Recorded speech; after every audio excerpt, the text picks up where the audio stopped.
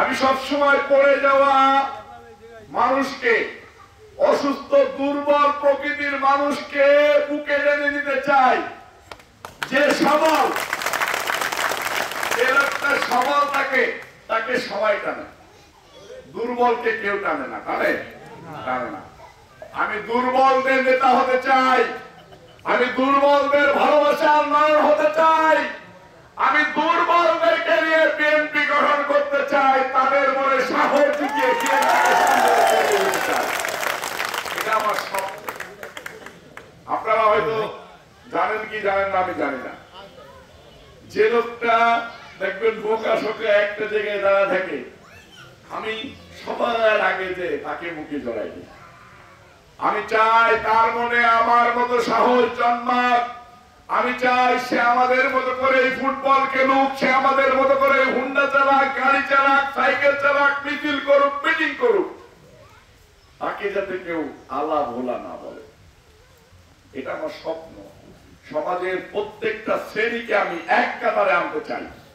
আমাদের ভিতরে থাকবে না কোনো ধনী কোনো গরিব, আমাদের ভিতরে কোনো থাকবে না জাত ভেদ, আমাদের ভিতরে থাকবে না সাদা চামড়া আর কালো চামড়া, সুন্দর আর কালো, এটা থাকবে না। এটা থাকা উচিত উচিত না। আমাদের রাসূল আমাদেরকে শিক্ষা দেয় না। হিন্দু ধর্মের ভাইরা আপনাদেরকে কি আপনাদের ধর্ম এটা শিক্ষা দিয়েছে? শিক্ষা দিয়েছে?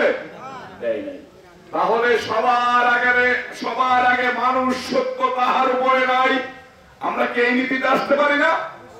আমাদের নেতা বিএনপির ভারপ্রাপ্ত চেয়ারম্যান জনাব তারেক রহমান সাহেব ৩-৪ দিন আগে বিবিসিতে সাক্ষাৎকার দিয়ে বলেছেন, আমাকে যে যা বলুক আমার কিছু যায় আসে না ভাই, আমি সবার আগে বাংলাদেশি, সবার আগে বাংলাদেশের নাগরিক, সবার আগে আমার বাংলাদেশের স্বার্থ। তাই আমিও তারেক রহমান সাহেবের সুরে সুর মিলিয়ে বলতে চাই, আমাকে কে কি বলুক, কে কি জানলো, ভালো মন্দ আমার কিছু যায় আসে না। আমার সবার আগে আমার মাগুরা 2 আসন মাসির অধিকার হবে। মাগুরা 2 আসনে ধানের শীষের ঝান্ডা উড়াইতে হবে, এটা আমার স্বপ্ন। এই আওয়ামী লীগ অধ্যুষিত এলাকাতে বিএনপির ঝান্ডা উড়াইতে হবে। এখানে ইতিহাসের যতদিন পর্যন্ত জাতীয়তাবাদী দল বিএনপি থাকবে, ততদিন পর্যন্ত রবিউল ইসলাম নয়ন না যে কোনো প্রার্থী দাঁড়াইলে যেন ধানের শীষ পাস করে সেই শপথ নিতে হবে, আমাদেরকে কাজ করতে হবে।